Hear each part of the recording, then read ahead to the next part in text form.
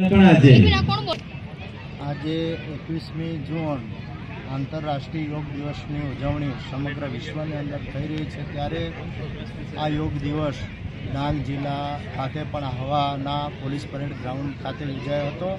આ કાર્યક્રમની અંદર જિલ્લા પંચાયતના પ્રમુખ શ્રી રાજેશભાઈ ગામિત સાહેબ, માનનીય કલેક્ટર સાહેબ, સૌ અધિકારીશ્રીઓ, યોગ ટ્રેનરો અને ખૂબ મોટી સંખ્યાની અંદર યોગ પ્રેમી ભાઈઓ બહેનોએ ભાગ લીધો હતો।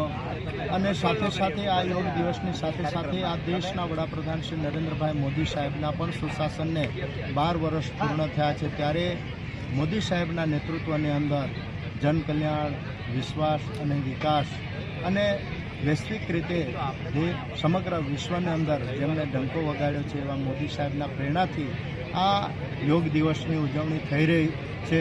માનનીય મોદી સાહેબે પણ આજે પશ્ચિમ બંગાળ ખાતે એમણે પણ આ યોગ દિવસની અંદર બધા જ લોકોને સંબોધન કર્યું હતું। ખરેખર આ યોગ બધા જ લોકો માટે ખૂબ ઉપયોગી છે। કહેવાય છે કે પહેલું સુખ તે જાતે નર્યા।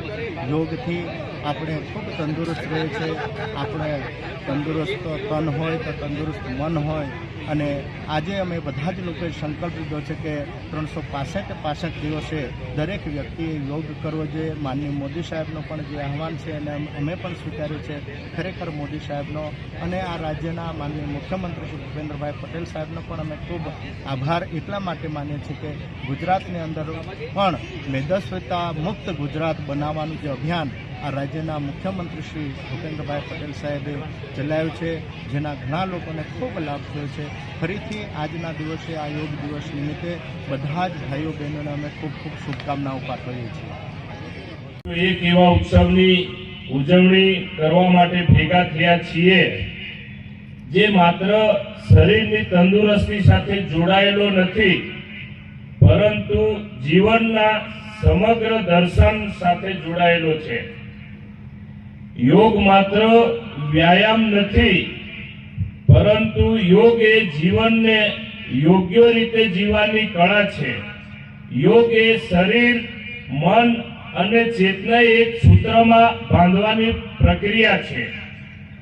આ વર્ષનો આંતરરાષ્ટ્રીય યોગ દિવસ આપણા સૌ માટે વિશેષ મહત્વ અને બેવડા ઉત્સાહનો પ્રસંગ છે, કારણ કે એક તરફ વિશ્વ 12મો આંતરરાષ્ટ્રીય યોગ દિવસ ઉજવી રહ્યું છે અને સાથે જ આપણા યશસ્વી વડાપ્રધાન શ્રી નરેન્દ્રભાઈ મોદીજીના નેતૃત્વમાં કેન્દ્ર સરકારના સેવા, સુશાસન અને ગરીબ કલ્યાણના સફળતાપૂર્વક 12 વર્ષ પણ પૂર્ણ થઈ રહ્યા છે।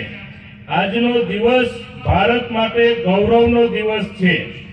આ 12 વર્ષ ભારત દેશની પ્રગતિના, વંચિતોના ઉત્થાનના અને વૈશ્વિક સ્તરે ભારતનો ડંકો વગાડવાના વર્ષો રહ્યા છે। એક સમય હતો જ્યારે યોગ ભારતના આશ્રમો, ગુરુ શિષ્ય પરંપરા, આધ્યાત્મિક સાધના સુધી મર્યાદિત માનવામાં આવતો હતો, પરંતુ જે યોગ વિદ્યા ભારતની ઋષિ પરંપરાની દેન હતી તેને વ્યવસાયિક મંચ પર લાવીને 21 જૂનને આંતરરાષ્ટ્રીય યોગ દિવસ તરીકે સ્વીકૃતિ અપાવવાનું ભગીરથ કાર્ય આપણા વડાપ્રધાન શ્રીએ કર્યું છે। પરંતુ